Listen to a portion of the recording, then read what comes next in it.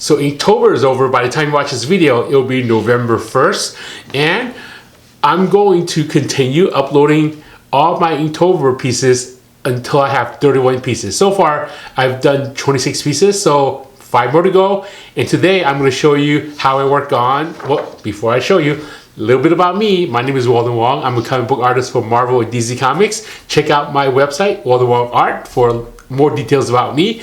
And also check out my Patreon page. It's patreon.com/Walden Wong Art. And today I'm going to show you how I worked on this one. This Inktober piece is a little bit more extravagant because there's 3 characters involved. This is Superman Red Sun. Before I show you the video, let me talk about Superman Red Sun. I was one of the artists that worked on Superman Red Sun. When it first came out, I remember editors contacting me, asking me, Walden, would you like to work on Superman Red Sun? It's about a story where Superman is landing in Russia instead of landing in USA. And then I said, oh, that sounds very interesting. Yeah, let me add it. And then I was so excited about the project. Even the editors, they weren't that excited. Before it landed on my table, it went through, I believe, 4 editors, 2 different artists, and a lot of assistant editors. They just weren't all excited about the project. I was the only one that was excited. And they were talking amongst each other in the email group chat, Walden, why are you so excited about this project? We just want to get this done and out of the way. And I said, well, isn't it a cool story? It's Superman, instead of landing in USA, he landed in Russia. Would that make him a bad guy? Good guy? And how about, is there a counterpart with the US version of Superman? Like, what's behind the story? So now it's one of DC Comics' most popular titles, and it gets reprinted over and over again. And I was honored to be able to be one of the artists that worked on Superman Red Sun, that 3-issue prestige miniseries that went on to become a hardcover, trade paperback, reprinted in different languages. It's very, very humbling to be a part of that project, which is nice because I get to work on these 3 characters. It's been a while since I drew them 3 on one piece of paper. So here you have it. We have Superman Red Sun, we have Bat Cough, and Superman Red Sun Wonder Woman. Their outfits are a little bit different. So without further ado, you're gonna watch me sketch it, pencil it, and all the way to inking it. Here we go. So I decided to work on Superman Red Sun for one of the last few Inktober pieces, mainly because I worked on the actual comic book for DC Comics, Superman Red Sun, in stores now. I'll add links below the video description. So if you want to order a copy yourself, you can just use the links below. It just goes to my Amazon store, and anything you order from my Amazon links, I get a little bit of a commission. So thank you very much for that. Yeah, when I first started working on Superman Red Sun, I thought it was a pretty amazing project. I got to ink Dave Johnson, and then after Dave Johnson, I also got to ink Killian Plunkett. Those were the 2 pencilers that I got to ink on the book. The original miniseries was 3 issues, a prestige format, roughly around 40-something pages each issue, and it came out monthly. When I was asked to work on the book, it was already 5 years in the making.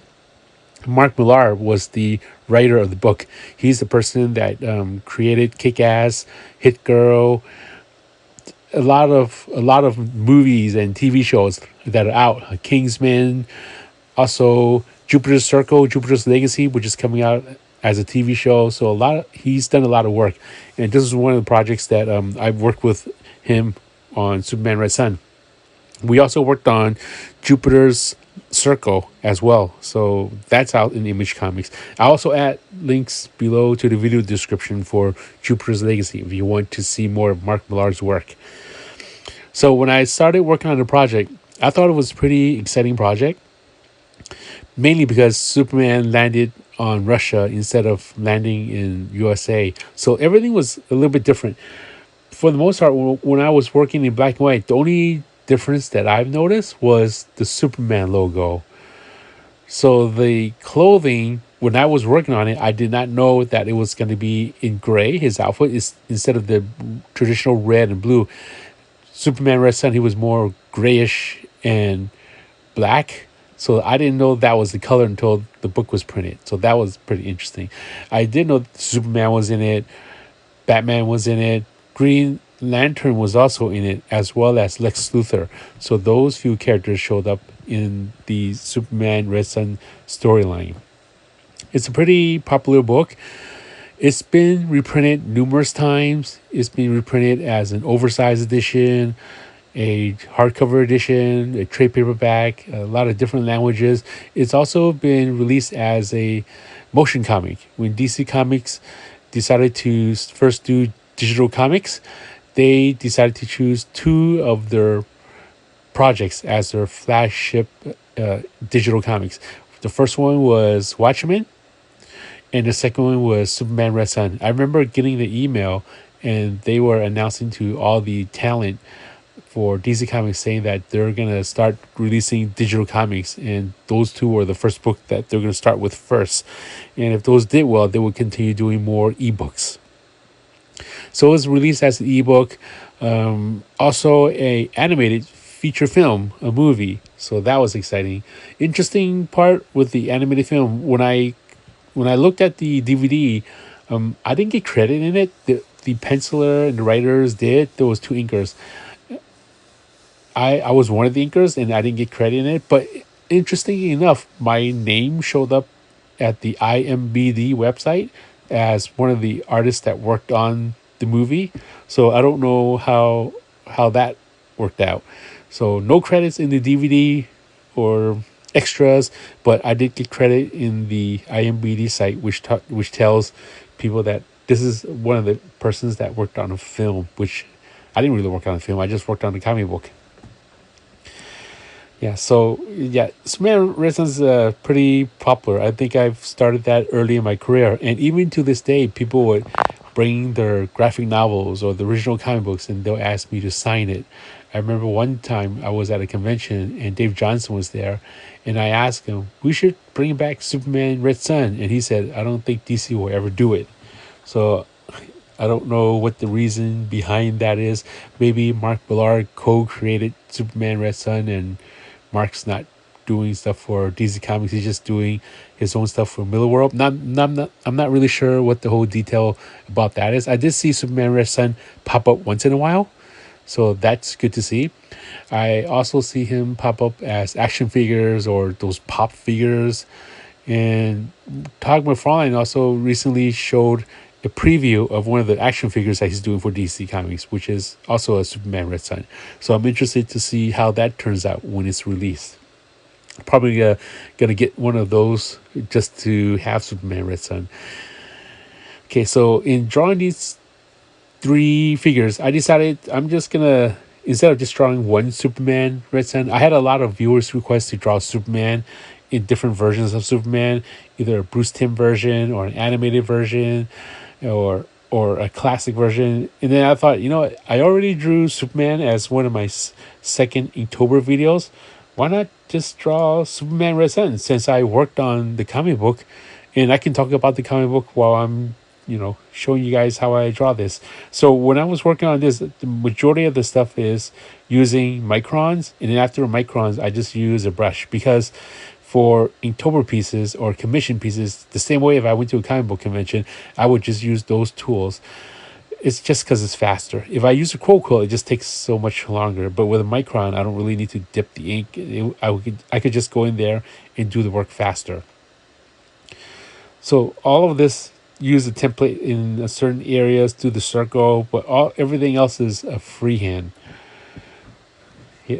So I can't wait till the action figure comes out. So hopefully, I'm pretty excited about seeing the action figure, and just to see how it looks. I think Todd McFarlane is one of the best action figure creator maker in the business right now. He just, if it wasn't for him, we'll still be getting all these old school action figures with only one joint movement or something. So when I decided on drawing this, again, like I was saying, instead of just drawing one Superman figure or just one Batman figure or one Wonder Woman, I thought, having the three of them together would look kind of nice, because they played an important part of the comic book story. In the story, I remember Batman took Wonder Woman hostage, and then Superman Red Sun came to save Wonder Woman, and then the two of them got into a fight. So they started, fighting it out, and yeah, without giving you too much spoilers, it was a really intense fight in the graphic novel. So check it out if you can. So I'm inking Superman right now, doing all the details. And earlier you see me sketch out the Superman chest emblem. I'm just shading it in with a whole gray, just blocking it out. And then when I'm inking it with a micron, I would just go in there and ink the outlines, which is easier. I've seen some artists that would just draw the outline of a logo. For example, like the diamond shape and then the S inside, they would just draw it. For me, I'm just using the side of my pencil and just shading in how it looks like as if I'm coloring the logo. And then I would go back in there and I would ink it, and I would just ink the outline around that. So I used the micron to ink in all the finer details, such as the face, the logos. Batman had a lot of areas which I had to use a micron. And after you use the micron, I would just go in there and use a brush and just go in there, fill in black areas and add details and render. For this piece, I decided I'm going to go simple just so it doesn't take that much time as compared to some of my other Inktober pieces where you see me hatch a lot, or I'll cross hatch a lot, or I'll do a lot of rendering. For this one, I decided not to do that much render. I'm just going to keep this more in the simplest form, more with the shape and just with the muscles. I did go in there with microns later, and I'll mention it when I start using microns, but I'm using a brush and I'm just doing a lot of forms. I also decided to add folds on clothing. So Superman was wearing spandex, which doesn't have a lot of folds, and then Wonder Woman was wearing her uniform, which doesn't have a lot of folds. But Batman's outfit, he wasn't wearing spandex like the regular Batman that you see in the regular DC universe. This Batcop, he was more wearing a thicker fabric outfit when he was in the comic book. So there would be a lot of folds and wrinkles on his outfit. He did have a cape, which was just a regular black cape that was raggedy and had holes on the bottom of the ends. Here I'm just erasing everything first because everything I penciled in, I already drew. I already inked already. So I'm just going to erase it so I can prevent myself from smudging more of the pencils. Just because, getting rid of some of the erasers when I'm erasing it, sometimes I'll do lighten up the grays of the ink. The ink just turns gray when I'm erasing. So as much as I can, I would like to erase some of the pencils before I start doing the final inks. Here I'm doing some taper lines. I'm thinking about the light source, which hits Wonder Woman's outfit. So there would be a sheen in the top and then more of a shadow on the bottom. So just adding some rendering just to give her bracelets a little bit of a sheen and then some light source there. So Superman had black gloves. On top of the black gloves, he also had a black boot and a black belt. A belt that's black on the side. Wonder Woman's emblem, instead of it being gold in color like the DC universe, it was more black. A black emblem on Wonder Woman's logo on her chest. And also her shoes, instead of the red stripes, it was a black stripe. And inside Superman's emblem, instead of it being yellow, it was black. So this is pretty fun to work on again. It reminded me of Superman Red Sun on the time when I was working on it, and all the editors and the pencilers that I was talking to, even talked to some of the colorists at the time. So it was a really fun project. I'm really proud to have worked on the project. So before I started inking all the black shoes and black boots, Superman just almost looks like a regular Superman, but after adding all the black areas in the uniform, you can tell that these are those Superman Red Sun characters.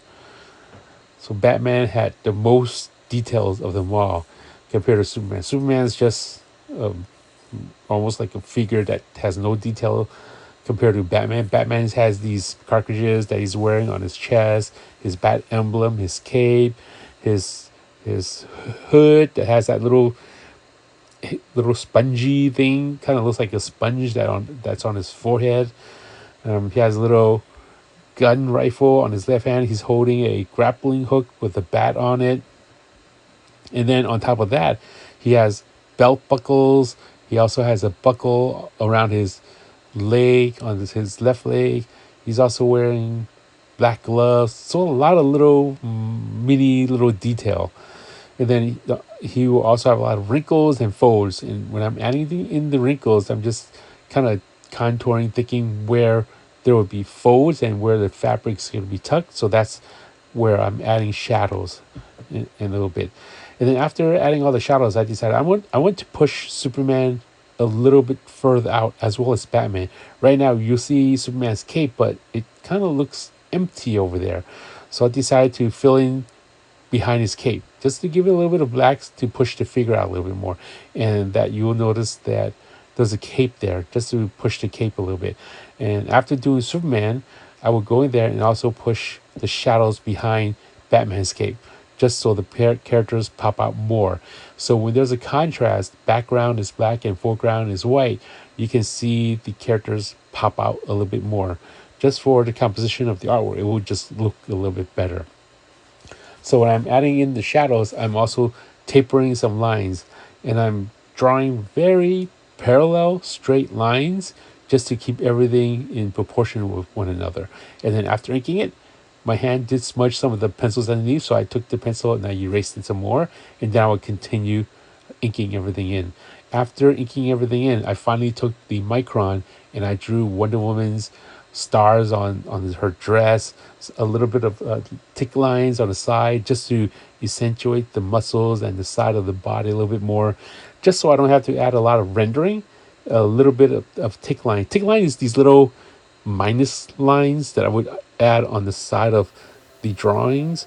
I know Arthur Adams, he does that a lot, so I learned that from him. So it's these little tick lines around the muscles and around the side of the body. So this is Superman Red Sun, Batcop, as well as Wonder Woman right over here. Check out the comic book if you can. There you have it. That's me working on this Superman Red Sun piece. This is one of the most extravagant Inktober pieces because there's 3 characters. I almost ran out of room drawing all those characters there. So I hope you enjoyed this video. Please like, share, and subscribe to my channel if you haven't done so already. Hit that notification bell. That's that little button next to the subscribe button. And once you do, every time I upload a new video, you'll be one of the first to see my notifications. So thank you very much. I hope you enjoyed this video. Hope my videos inspire you to draw. Check out the Red Sun. You know what? I'll add links below this video. So if you wanted to order trade paperback, you can order it there. It's on my Amazon links. So check it out. So until next time, take care. Check out Superman Red Sun, and I'll talk to you next time. Bye bye.